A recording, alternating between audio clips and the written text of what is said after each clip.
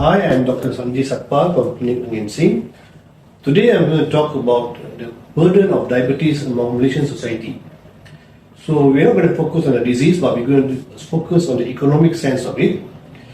To understand that, we actually have to go through the statistics of diabetes in Malaysia.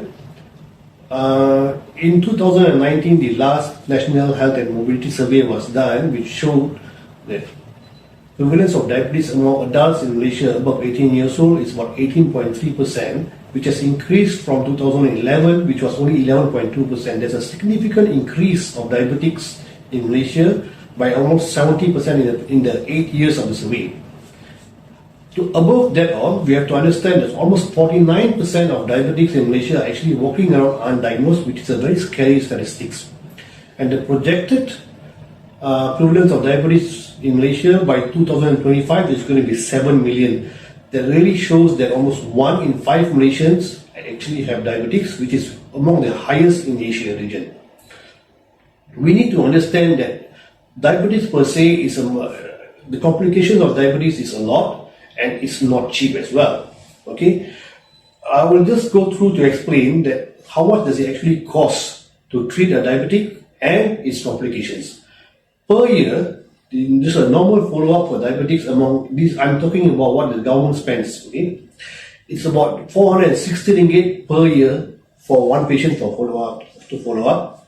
And the complications, especially the most common complication, is actually the diabetic nephropathy, or the endpoint of it, which is kidney failure, is about 42,000 ringgit a year.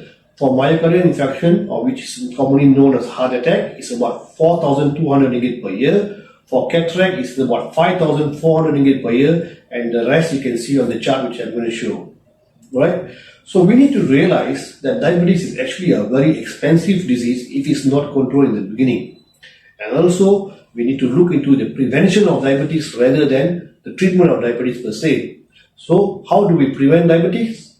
We need to change our health, our lifestyle. We need to do frequent screening. Okay, and not only frequent screening, but after the screening, there needs to be a follow-up, where the doctors or the community nurses will have to explain the dietary factors which affects diabetes, and also the lifestyle changes that are required for it. So my take-home message here actually is not about diabetes itself, but we need to realize that diabetes is an expensive disease, and the best way to prevent these expenses is actually to prevent the disease itself. Thank you.